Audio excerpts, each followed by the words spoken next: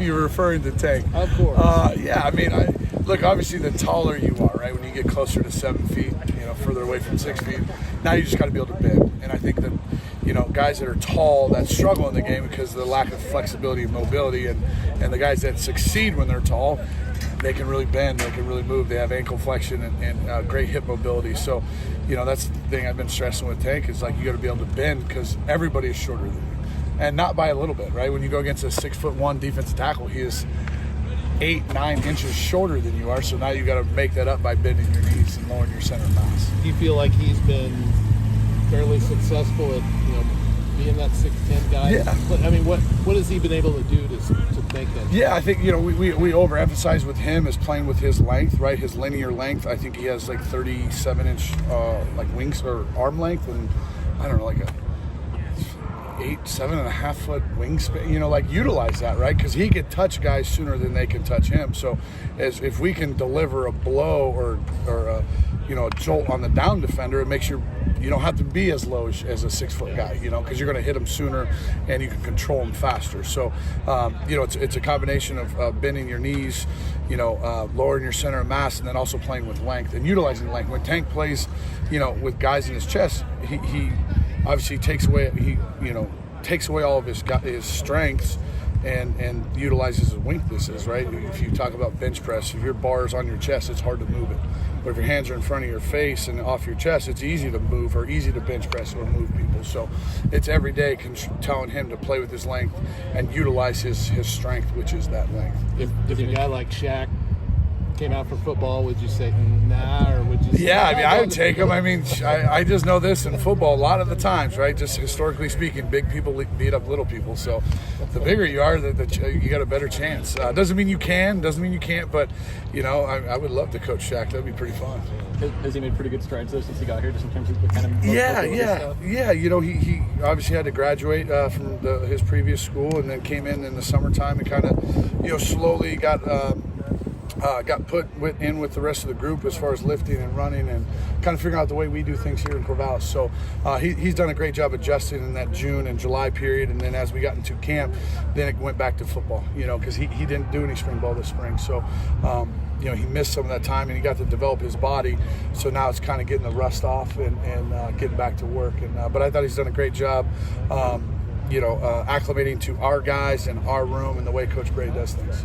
Other than being ginormous, what did you guys see on tape to bring him in? Yeah, obviously, I coached him, so it was fun. I got to coach him at a time where, he was kind of injured for 6 months, and I coached him for the season. And I saw a young man that was hungry, that was eager, that wanted to get better, and wanted to. He knew he was tall, he knew he was long, and so he's trying to figure out how to utilize this length. And each day we'd have success, and I try to visually show him, like, this is why you won. You punched him a heck of a lot sooner than he could ever hit you. So he started doing this, and then obviously we had a change in, a staff change at Colorado, and kind of kept that progression. And when we got here in December, we thought he would be a great addition for what we needed. We lost obviously both tackles. One went number 14 overall and one moved inside. So we had 2 spots to replace, and he was a great addition to kind of, I don't say anyone we brought in came in and start, but came in to compete to start. What's it been like, adjusting as a first-year offensive line head coach with a squad that feels like it is your own? It's a lot of new people that,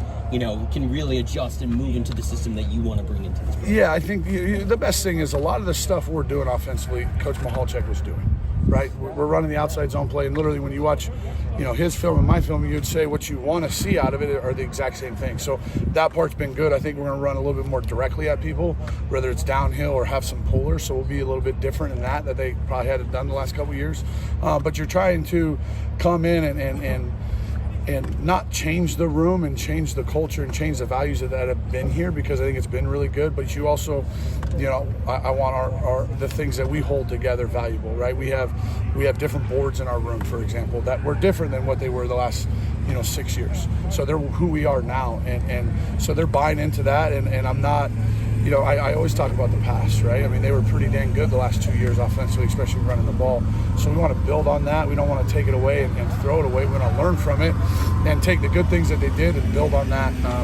So I'm excited. I think we're figuring out who we all are as a group, and I think we're getting better. In that sense, how nice is it just to have a guy like Josh, who's obviously been a cornerstone of this program for half a decade now? Yeah, he's been awesome, and he helps me with, like, you know, there's timing. You know, we have meetings on the second floor. The locker room's in the basement. They got to come out and walk.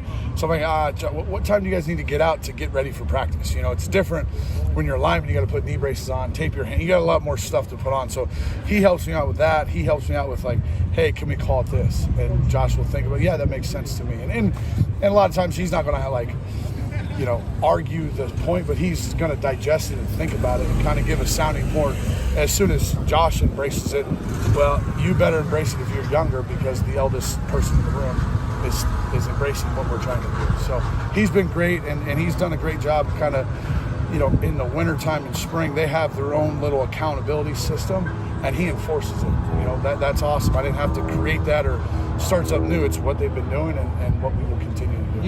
You coached Van and Tate in Colorado. Yeah. What progress have you seen 2 years later?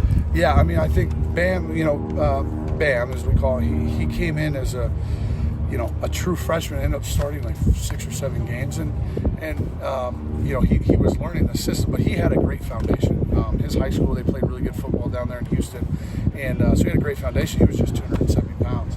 So as he's gotten bigger, I think his football IQ has increased. Like, he's a smart football player, and then now, you know, we were just talking about he's ended each freshman year about 270 and a sophomore year about 285. So now we're trying to keep that mass on, because I think he's at a really good weight right now to be able to move laterally in outside zone schemes, but then move vertically when we attack people. So I've really grown to love the kid. He was really the only kid I recruited and signed out of high school there, and I got to coach him for a year. So really like his development, his growth, and really want to see it come together his junior year here. How nice is it to have sort of continuity with, you know, a lot of new faces, but continuity with them two together and just experience there? How nice is that to have? Yeah, it's always a good thing. Continuity is like the greatest thing in football, and especially in the offensive line room, right? Because we play, you know, it's 5 guys and we all play as one. So we knew it wouldn't be continuity as this place has seen the last couple of years, right? You had multiple starters return for multiple years. So really, if you look at it, we have 1 returning starter from the previous year. We have Grant Stark, who started a lot of games at multiple positions. You had Jacob Strand, who started a few games last year.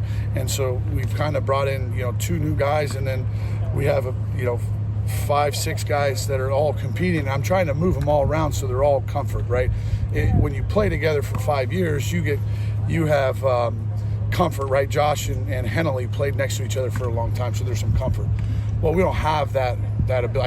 I can't get these guys for 3 years together. So the more these guys get used to playing with different guys, then we'll have more continuity amongst the entire offensive line. So that's what I'm trying to create. Speaking of Josh, how would you say his adjustment has gone from playing from tackle now to guard? Yeah, he's done good. He's learning, right? Things happen faster inside, right? The guy, you know, he spent a lot of his career with a defense end off his body, which is cool. I mean, there's some space issues there.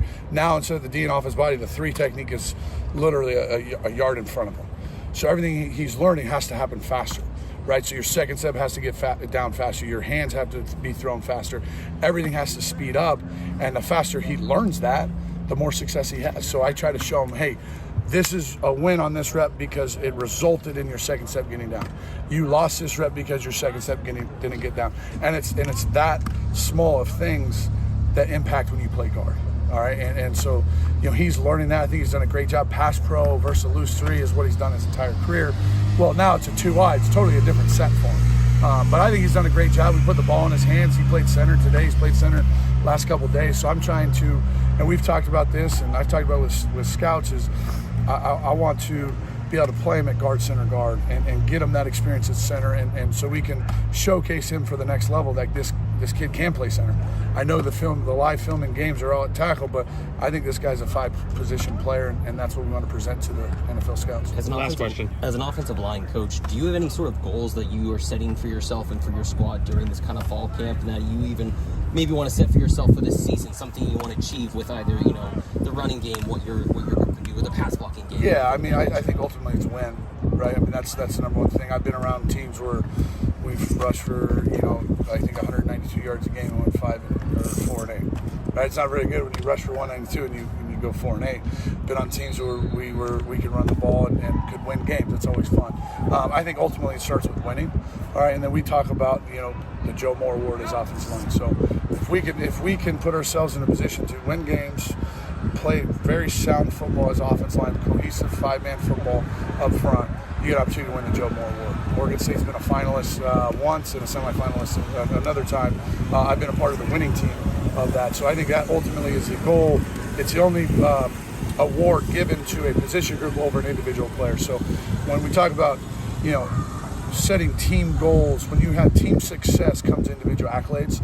So if we win games, we get a chance to be on the Joe Moore Award watch list, or semifinalists or finalists or winners. When you have that, then you have individual All-Americans, draft picks, right? So it kind of goes downhill like that. But number one is win. Number two is play really good, sound football. We're going to knock the shit out of people up front. And then next thing you know, we want to get a chance for the Joe Moore